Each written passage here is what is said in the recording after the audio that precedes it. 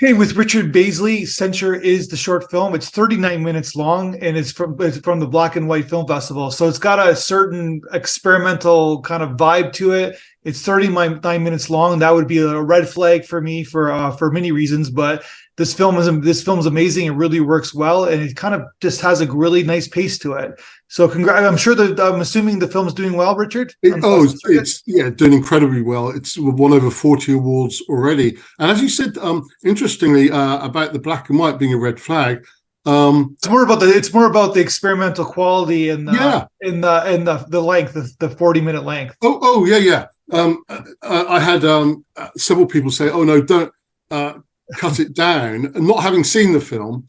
And we put the film together. The script, the pages, I think it was under 20 pages. So obviously we added a lot of stuff in filming it because there's a lot of music in it. There's a great score by Noise in Your Eye.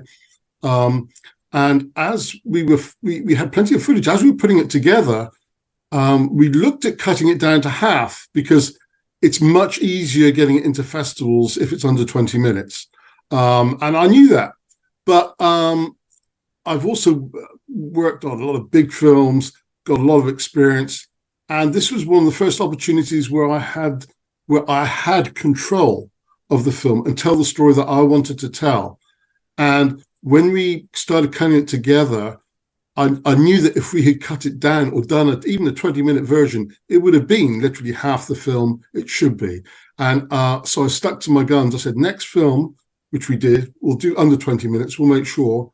But this one, this is the film that I want. Because when you get into big budgets, millions of pounds involved, you're dictated by so many factors due to investors and executives. And there's so many great films that years later they have to release a director's cut, like a Ridley Scott film. Obviously he can because years later he's made it big. So there are other projects where I've been put under pressure to change characters, to do this or do that. And I knew this was my baby. So I took it and run with it. And if you want to be crude, I put the fingers up and said, this is how I'm going to do it. And I was able to include one of the greatest actors, his voice anyway. And I'm a huge fan, Tom Conti. And I was amazed that he agreed to do it as kind of a favor, because I was trying to get him in a film years ago. And again, the execs were like, he's had Oscar nominations. He was big years ago, but Hollywood has a short-term memory. Yeah. But Hollywood has a memory of that if the actor can sell the product and supply. That's right. So there's so much pressure, and you have to go with what's current and what's new. It's because a lot of the executives, I will be blunt, are lazy and they don't know you better. So they're afraid of their jobs, so they don't take risks. And one of the greatest films I worked on happened by default because the executives were out of the picture, and Brad Bird made The Iron Giant, and I was a lead animator on that. Yeah. And the only reason he was able to do it because Warner Brothers was in disarray. The executives were looking away. A film had just come out, The Quest for Camelot, which bombed. It was $150 million. It bombed. Yeah. And they were like, we don't know what to do. And Brad came in. They slashed his budget. When I say slashed his budget, it was still like 80 million, but he was a bit fed up at the time. And he created an absolute classic. Now, here are red flags. It was based in the 50s. It refers to a nuclear bomb at the end. It has all the things that you shouldn't be able to do in a kids film. Yeah. Well, when I say kids film, actually, Iron Giant is not a kids film. It's just a great film that, like the old Disney films, includes everybody. So that was a great inspiration. Working with a guy like that, Brad Bird, who sticks to his gun, a great filmmaker. My God! So it's funny that you mentioned. Well, one, people can. There's a book on I don't know the specific book. It was a book on the history of Disney, and they have a whole chapter about what you just described about like how that film got made. And the whole company was in disarray until Katzenberg came aboard, and he gave him the freedom. But Brad Bird comes up in the podcast a lot because. Because of other animators worked with them, and this guy must have an amazing reputation because WALL-E's an amazing movie. Ratatouille is an incredible movie. Yeah. He switched that movie halfway through. He did. That's right. He pulled it together. and basically Inside Out. He was a creative, like basically The Incredibles, which I've seen many times when you have children. So basically, yeah. So like he keeps coming up, so he must be doing something right. He does, but it's been a massive challenge for him, I know, because originally he was too outspoken back in the day at Disney, and he was actually fired. And I remember a friend of mine describing how he was walking down the corridor, kicking one of those water bottles, making it out of a racket in frustration because nobody would listen. So it's so interesting that he was fired, and then he had that journey to Warner Brothers and then to Pixar, where John Lasseter picked him up. And then when they were taken over by Disney, he was again working for Disney. So it's kind of ironic, but you know, he was right. So no, it's good to have people like that, great filmmakers. And he was an animator like me too, himself. And he basically made the best Mission Impossible movie, directed the Ghost Protocol. So so let me talk. So let's go back for a second, because you're an animator by trade, and now you're doing live action, right? So you have a vast experience being an animator, The Illusionist, other movies like that, Eight Crazy Nights. You did some, you do storyboards. I'm very familiar with Doc McStuffin. So you were the storyboard artist for Doc McStuffin. I did some on that. Yeah, freelance. I did freelance on some of that. I got frustrated with doing kids' storyboards, but I'll get into that. I started out on Who Framed Roger Rabbit as an in-betweener. And by the end of the film, it was only 6 months, amazingly, I was being thrown some scenes to animate. They were so desperate to get it done. But it was, trial by fire. But there was no way that they could take me to Disney in America when they closed the studio down, because I wasn't experienced enough. I hadn't studied animation at college.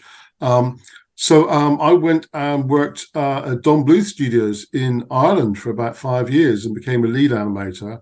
And only at that time, when I talked to Disney again, did they say, yeah, we can bring you in now through immigration, because they had to prove that they couldn't hire an American to do the same job. So I got to a level. So they hired me on Pocahontas on John Smith. And I worked. You animated John Smith in Pocahontas. I was one of 10 animators. The lead animator was John Pomeroy, who had been a partner in Don Bluth Studios in Ireland, where I had been working, although I hadn't met him at that point. So that was an amazing experience. And then I'm skipping through this because I want to talk about the live action stuff pretty quickly. No, I know you're just, you come from this vast world, and you have experience, and you probably have a career in basically. So Hercules, I was a lead animator on Hercules. And then, also, went to, I pitched The Iron Man by Ted Hughes, the book, to Don Bluth in Ireland, but he passed on it, saying this is just a featurette. And obviously it's a very slim book, but I knew there was potential. So when I was at Disney, I got a call from a friend, and they said, they're working on it over here. I said, you're kidding? She said, come on over and meet Brad Bird. So I met with Brad Bird, and he talked me into leaving Disney, which was a huge thing. But back in the day, we were in demand, so the money was so damn good. I took that helped. So I went over and worked on Iron Giant, this film that I'd originally picked. So at least I was a part of it, and a sequence director, on that film. Then after that, it bombed. Toy Story came out for Pixar, and after Toy Story came out, it was the beginning of the end for classical 2D animation in Hollywood. It's a long story. They closed Warner Brothers feature animation, and I had a choice. I had a house in the hills, a beautiful house. It's worth a couple million now, I think. I wish I kept it longer, but I made a good chunk of money. Not that much, but I made a good chunk of money. And my wife wanted to go back to England, so I was able to buy a house here, put money into business, and started Bazley Films. Still in animation at that point, but I'm going to fast forward. I got. For many years, the 2D animation was dull. There's hardly any. So I did CGI as well, which for me didn't excite me in the same way. I did some work on Harry Potter, but I was a technician of one of hundreds of people at computers, and I didn't even meet the director. So that wasn't for me. And then freelance suited me I was doing a lot of storyboard work for companies in Ireland, in Europe, in Australia, and America. And I was still going back and forth to America for about 20 years. And got to direct a TV pilot called Lost Treasure Hunt, which got 2 Emmy nominations. So that I was directing that. I was directing animated commercials, so I was directing more. But the storyboards in animation, I was frustrated at the quality of kids' TV series. There's one or two good ones, but most of it is fodder. So I wanted to make my own films. I loved live action. And I thought, I'm going to go for it. I'm going to try this. I wanted to be a Disney animator. I did it. I now want to direct live action films, and I'm damn well going to do it too. So I started chipping away at live action. It's like that thing, no film school. I learned on the job. So I pitched an idea to Bath Tourism about this Roman soldier that comes out of the waters and is resurrected for a promotional film. And long story, they went for it. And I went on the shoot. It was my first live action shoot. We had a whole crew there, and so literally I was learning on the job, but it's the best way, absorbing it all. And then, actually, during this time, I had teamed up with Gary Kurtz, producer of Star Wars, Dark Crystal, American Graffiti, and we formed GBK Hybrid. And we had a number of projects, one animated feature, but a number of live action features. So I was able to pick Gary Kurtz's brains. It doesn't get any better than that. Yeah. Bless him, he passed away a few years, and I miss him hugely, but a huge influence on my life.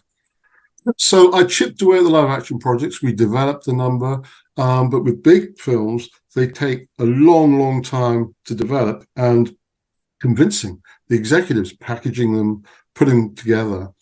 And after Gary passed away, I had a couple projects fall through, and I'd met with a great DOP called John Fry and said, excuse my French, bugger it.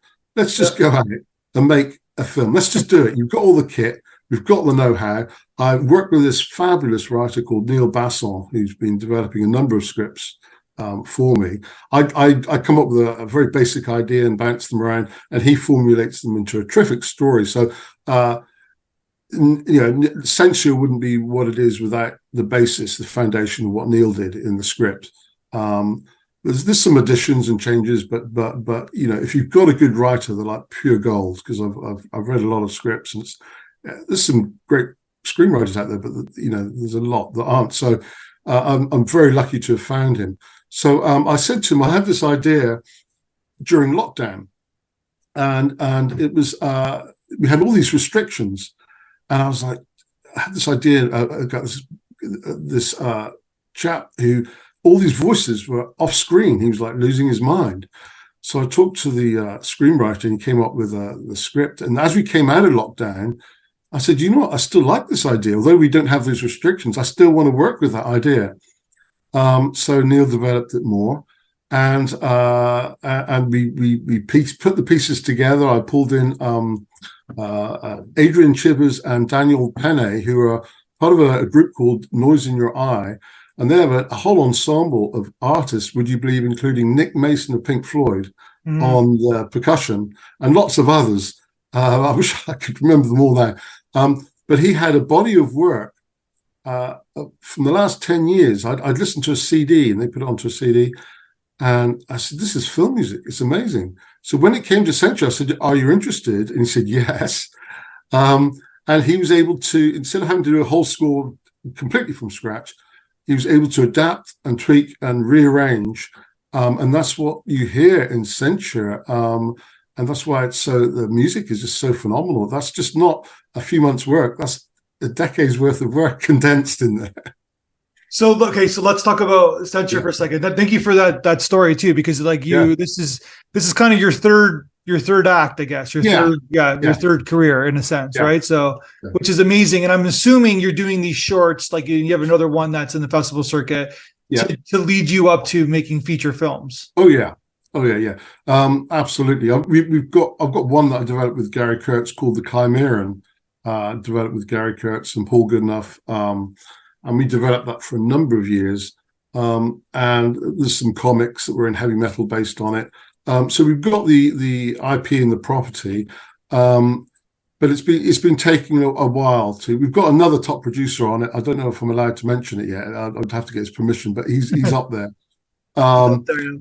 So they are there, and I will be using the leverage of the awards and the recognition from these small films to get some of those features going. I've got another one it's called George and the Dragon, but it's nothing to do with the actual George and the Dragon. It's actually based on my grandfather, who was a Cornish champion wrestler, and he was a champion, and he was very poor, very poor. And they would have all these wrestling matches. Now, back in the day, before television and before, or even radio and all this stuff, you would have hundreds in Cornwall at an event. You would have hundreds, if not thousands, I think, people turned up to these events. Cornish wrestling is now down to a handful of families that are doing it. So it's a bit like mixture of judo and martial arts. They have these jackets. You have to throw them onto their back and pin them down for a number of seconds. So my grandfather went. He hardly went anywhere, but he went up to London Palladium and had a match with Yukio Tani, who was a Japanese grand martial arts fighter, and he had a match with him, and somehow I think well, I don't want to give the story away. It's not like a Rocky story where he wins right away. There's a twist, and he used a technique that technically wasn't allowed, the Japanese guy. And in my story, we have a rematch, and it takes place by some ancient stones. But I'll leave it at that. It's really mystical. It's a wonderful story, and it's also about his. It's a drama too. So we take the story of his family and why he's wrestling to bring money in on the side, because he was a labourer. So we've elaborated a bit. So that is probably it's a period drama, and they're always hard to sell. So I do need to build up a reputation with the smaller films to give me more clout with some of the other films. So I want to point out that whoever's doing it, it's you or somebody else who's ever doing your promotional is doing a fantastic job. Like, you go to your website, your Censure website, you go to your personal Instagram feed. Like, you're showcasing your work, and you're also giving testimonials to who you are. And that's wonderful. Career, Thank you. So I did work in advertising for a couple of years, and I did publicity. Well, you can tell because you're doing it. You're doing a fantastic job. Exactly. I would use because I obviously interview a lot of people who make short films. I would use your promotion as a template of what other short filmmakers should do. So that's fantastic. Well, the thing is, there's so much more promotion than when I was at college or doing publicity degree up in Liverpool. You didn't have podcasts, you didn't have Zoom meetings, you didn't have Twitter, or you didn't have the internet. So to me, it's like, my God, it's I don't think people quite realize how amazing it all is. And I like to write articles, and I put them up on LinkedIn. Yeah. I've got a number of articles there because a number of people said to me, you should write a book. I thought, I haven't got time to do that. But I thought, if I chip away and do article after article, there'll be a good chunk of a book there written. Yeah, well, 100%. It's like or even podcasts like you're doing now, right? The more you talk, and the interesting thing is that, like, even 10 years ago, you would have to, like, you're talking about technology. There's no Film Freeway. Like, you would have to send in your DVD to every festival individially, right? 20 years ago, when I moved back from LA, I did make an animated short. I don't promote it a lot yet because I've been on the pushing the live action stuff. But it was an animated short I did in Flash, and it was very crude at the time. But I did a short film.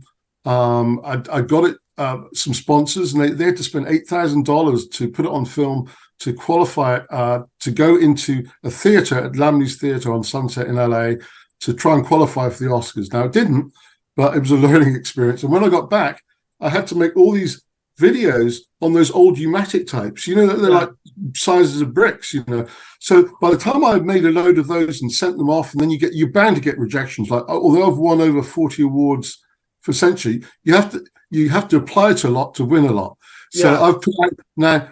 I couldn't have made a couple hundred U-matic tapes and sent them out because they cost a fortune, those U-matic tapes. Then you've got to post it to different parts of the world. Yeah, I was doing festivals back then. It was like a completely different world, right? Completely different. DVDs and how to have a PO box and like horrible. It's so easy. So I entered it into a handful of festivals and got disillusioned and thought, sod that, I'm not spending all that money.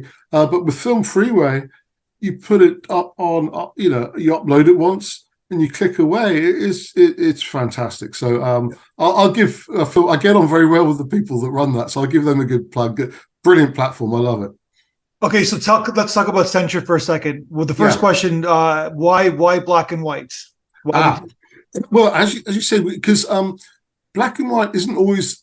Sometimes some people are turned off by black and white, but it's becoming more prevalent. And if you see Kenneth Branagh's Belfast, that's in black and white, and Roma, which is an amazing film by Alfonso Cuarón. Brilliant films in black and white.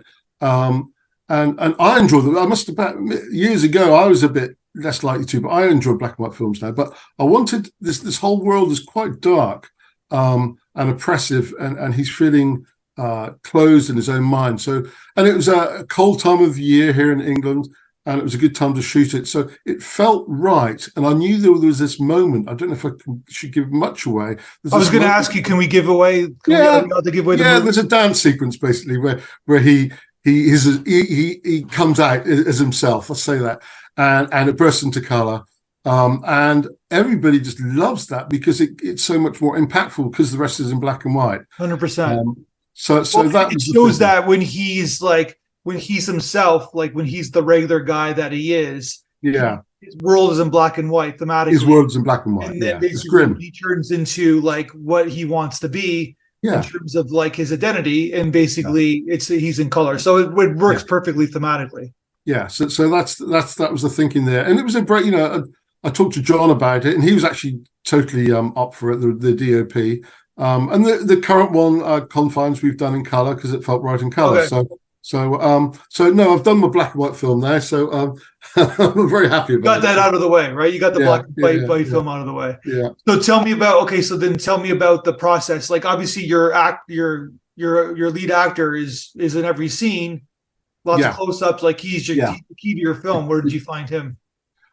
So this is another project that sort of fell through, may come back. But I was a director for hire on a film that has been paused. Say it was going to be a horror film in Ireland. Would have been a terrific film, still might be. And I saw all these auditions, and I saw Conor Wulfric do this audition, and bloody, it was just phenomenal. I was like, wow, my jaw dropped to the ground. And when the project fell through or got paused, I was like, damn. But I parked him in my mind. And amazingly, he's not that far away. He's probably 30 miles down the road here, not that far.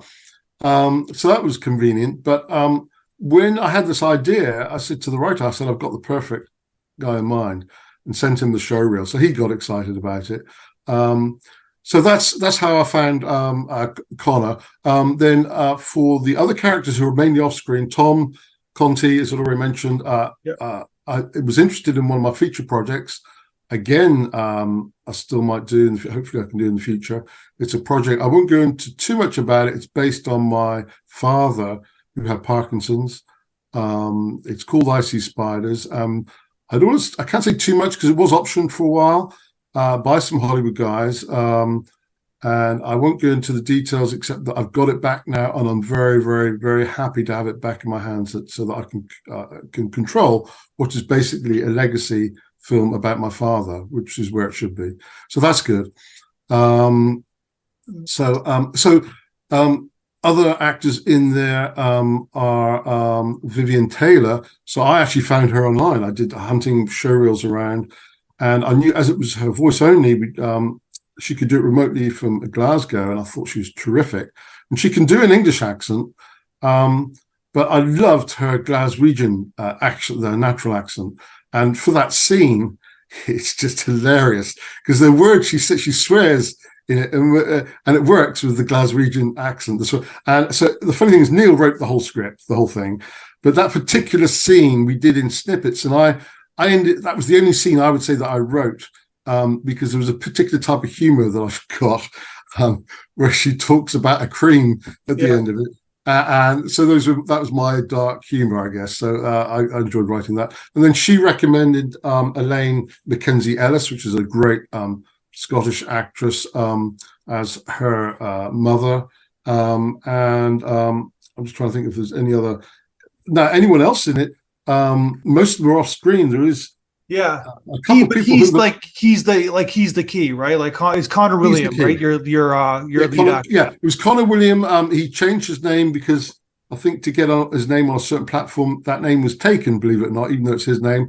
So he had to get on that platform. He had to change it to Connor Wolfric. Oh, gotcha. Yeah, so that's his name. It happens with actors all the time, right? Yeah, So yeah.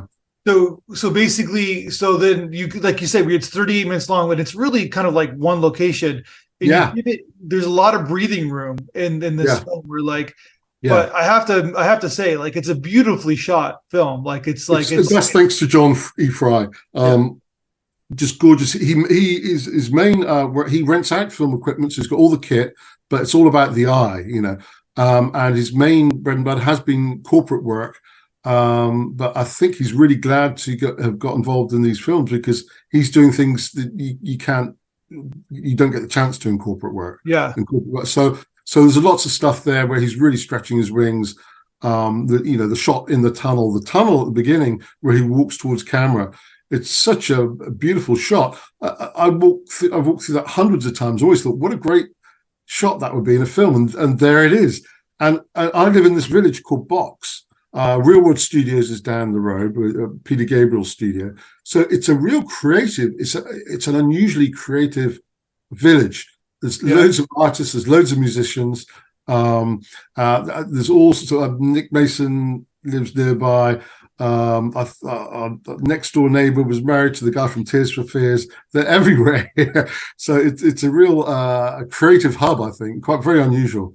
So the film's got a couple twists to it, right? Twists and turns, and like you said, the one when it turns into color, like when he becomes himself, and then the end, it's like, what the hell? It's like you're watching the film, and it's like this is the last thing you're expecting. That's right in the film, and it's like, what is going on here, right? Like you're just thinking it's like a character study of this guy, and like who, like, you know what I mean? And all of a sudden, it turns into like a thriller. It turns into like a crime movie. Yeah, it's very enjoyable because so many Hollywood films I watch, the ending because I've read all the books. Sure. Sid Field on screenwriting, Robert McKee's story. I've read them all. 90% of Hollywood films, you know the ending, right? And, like save the cat. The problem with Save the Cat is that it's so specific. You've got to do this on a certain page, and for me, it's too much. And what was great, the thing is, in this film, people won't know what's going to happen, and it's a surprise. A bit like in Sixth Sense when the ring runs across the room and you realise that he was a ghost all along. It's just brilliant. So I love films like that.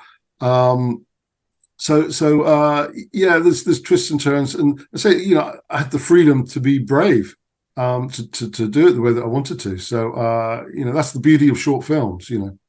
Yeah, no, it's like I said, there's like, it's a pretty like intense film, and like you said, you think it's one thing, and then you take us on a journey, and it's like, oh, that's so sweet, and then all of a sudden you take us on another journey, and it's like, oh, that's so dark. It's like you're changing the tone. And what I was delighted about, was thrilled, was your guys from the Black and White feedback. What did you think of? What did you think about the audience had to say from our festival? Oh, it was fantastic! It's such a. I'm going to this a live screening on Friday, so a handful of people may come up and say a few words. But that was the first time I'd seen audience reactions recorded. I thought they all had something really insightful to say. Sometimes slightly different interpretations, which is actually okay, because I kind of like. Even my new film, I'll leave it open to a little bit of interpretation, and it makes the audience work a bit, and it's not predictable. So I love watching the feedback. I really did. So can you give them a personal thank you to them all? Yeah, no, everybody loved your film. It was fantastic. And so I got to ask you about, thank you for that, by the way. It's like a really fantastic film. I got to ask you about the location, because the location's basically, we're talking about casting. Yeah.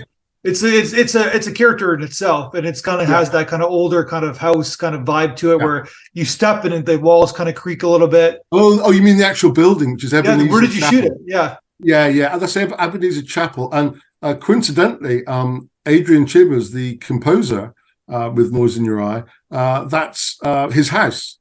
Well, it's his rental. He now lives somewhere else, but he rents this place out. It's mainly for like bachelorette parties for people to go to Bath, because it can take like 10 people in there. So they've got all these fabulous rooms with quirky furniture, with all sorts of interesting pictures. And, we didn't have to get a set designer, or because a lot of people said, wow, fantastic set design. It's all there in the actual, it's already done, so that the Buddha in the bathroom is already there. And the bathroom I love, because when I went in and saw it the first time, it's incredibly long. And I said to John, I said, I want Connor, or Aaron, the character, in the bath. His stepsister is berating him from outside, berating him, going on and on. And I just want the slow trucking on him, just really slow, with a hum, with like in horror films, and you think, what's going on here? Yeah. And John says, oh, should we get one with him turning around? I said, no, I don't want him to turn around. I want him to look forward, and he can hold his hands up like he's meditating.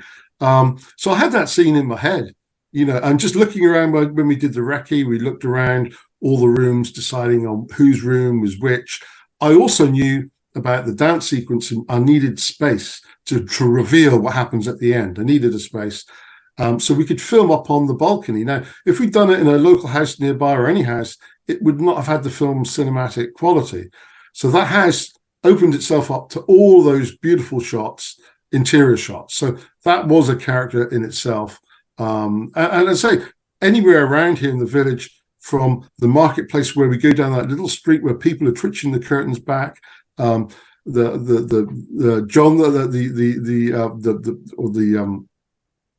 Dave, sorry, the butcher. Yeah. As we walk up the hill, he peers out and he's got his the thing in his hand there, and you've got the other curtains twitching. We just talked to local people and said, "Can you be in the film? Can you do this?" And same with the one of the opening scenes is just the local shop. Yeah, Chris Cunningham, who's a local post office owner here. So he did a few lines. I wouldn't give them any more, but it worked, And then one last location, whilst I think of it, up in the hills here is a war bunker.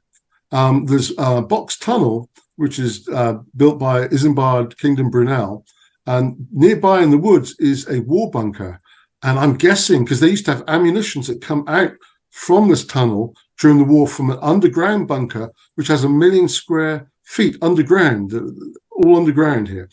And this war bunker, I guess, was to protect it. So anyway, nowadays, nobody uses it except youngsters who go up there and have a few beers in the evening at night or whatever. So I said to them, let's do a scene up there where he's just escaping from all of this, trying to get it all out of his head. But he goes in there, has a few beers, and in some ways, it's his war room. He's preparing for war, so he's there formulating. So that's one of the part of the symbolism of that scene. And this to go back to the house location, you have some really cool bird's eye view shots. So you it really that the large ceilings, most modern houses don't have ceilings like that in that house, right? So it's like the big beams, and you got some really great, fantastic shots. So it's it's just a really solid film all around. So you were mentioning that you have another film, right? You have another film on the festival circuit. Yeah, so it's called Confines, and as we put out a lot of this PR and press about the film.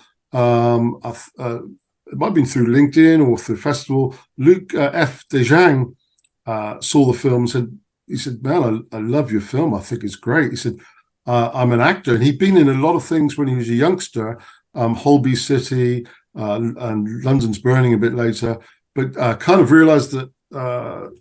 To raise his family for security, he set up a business, which was very successful. So he took a break for a good decade or more, but he was missing the acting and wanted to come back. And he said, "I'd love to do something with you." So we put our thinking caps on, and there's a place up the road called the Blind House, and it's outside the pub. And it's where they would have put probably drunks or criminals back in the day, probably before they had police, and locked them up. There's a tiny little grill, but it's very dark in there.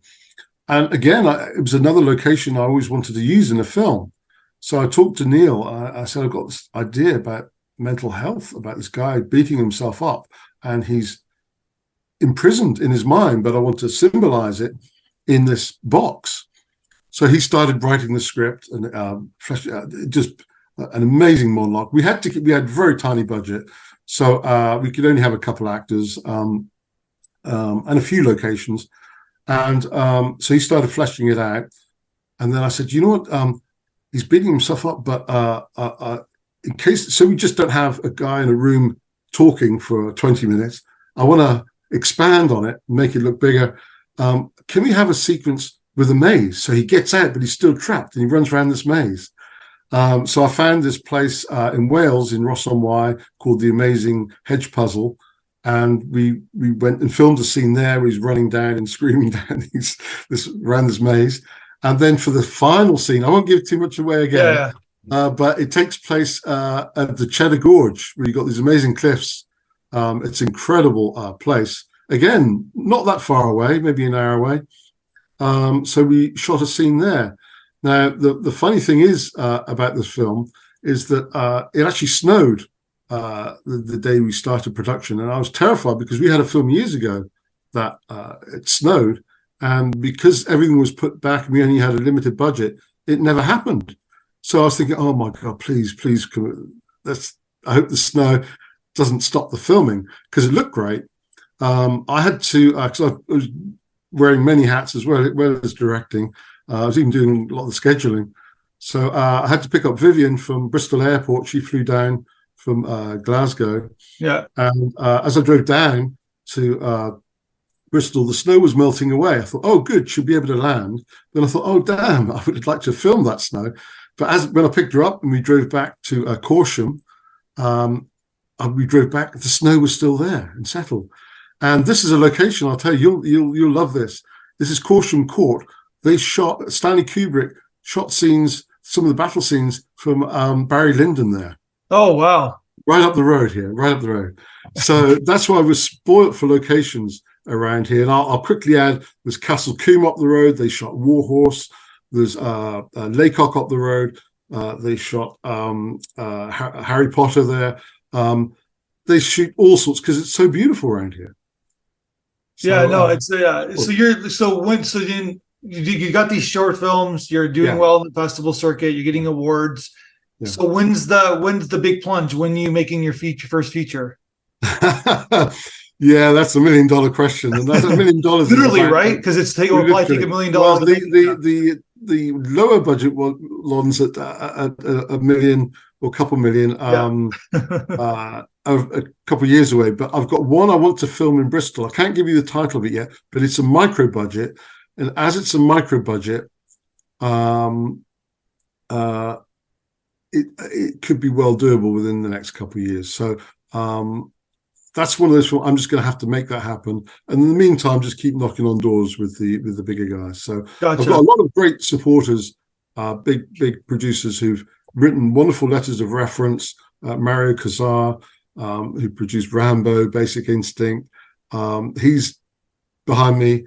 As is Howard Kazanjian, produced Raiders of the Lost Ark, Return of the Jedi.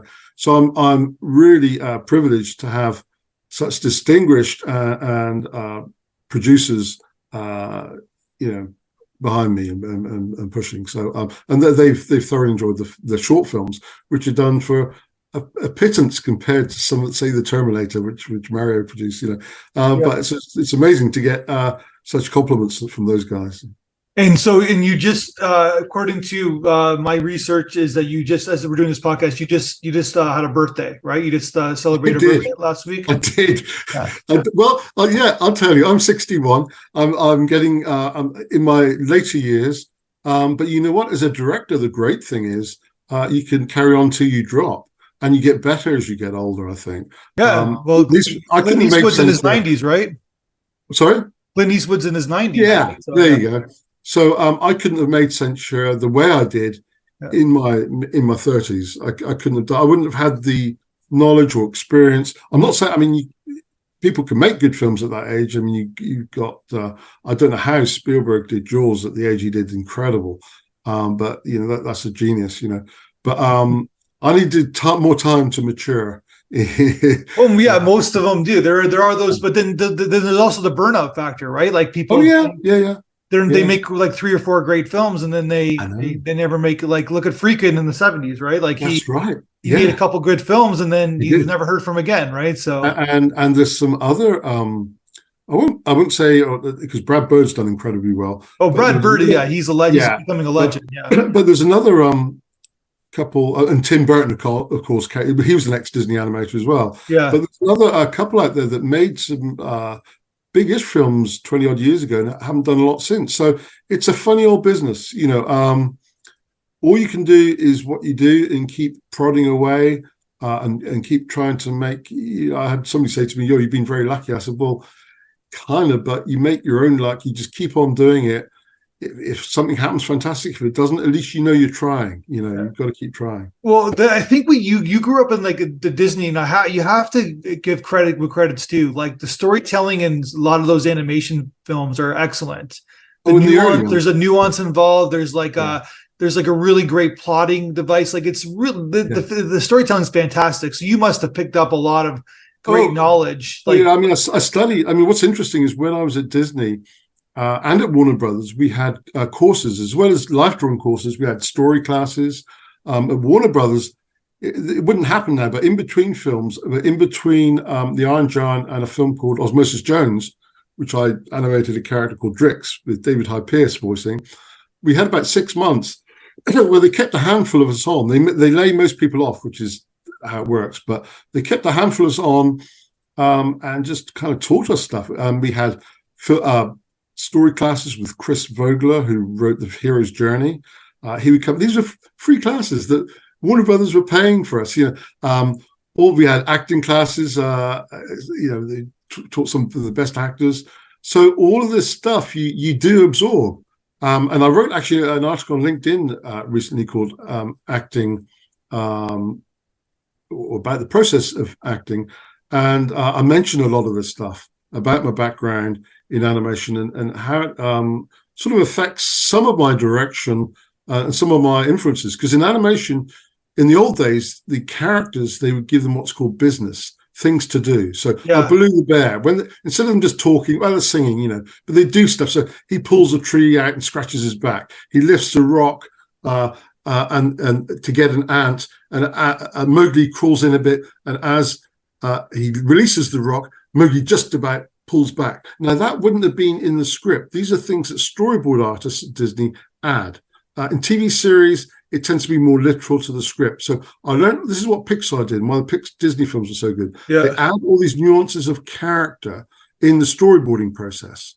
So I was able to do stuff like that in the process of making these films. So there are things like, oh, let's try this here. It may not say it exactly here, but let's try this. So it gives me ideas. So all that stuff is all your past and your influences, whoever they are useful for directing. Yeah, that's amazing. Yeah, well, I appreciate your time and candor. I appreciate those last 2 cents, because like it's all about the nuance, right? It's all about the subtle kind of subjective, kind of like subconscious things. And I forgot to mention, but you mentioned the music too. But even your sound design in the film is fantastic. Oh, very so very much. Subtle, very, like you said, full of nuance. It's like it's just the film, like it's like I said, it's 40 minutes long. 90% of the film is one location, but it works. It's not supposed to work. You don't feel like that. I know you don't feel like that. Yeah, and even I have to say myself, when I sit down and watch it and watch the whole thing, it never feels like 40 minutes. It always feels like it never feels it. So you got some game. You got some directing game. I'd love to see your feature film. I'll to see your other short as well. I'll send you a link to Confines in Confidence, because it's still in festival. So I'll send you a private link. Well, we do have a festival as well, right? So so absolutely. So, it's coming. It's coming. I'll let me know the date, and it's coming. All right, man. Thank you so much. Thank you very much for your time and candor, and like you're an education for sure. I appreciate it. And let's talk again when we showcase your next film. That's wonderful. Let me know when the podcast is up. I'll promote it. like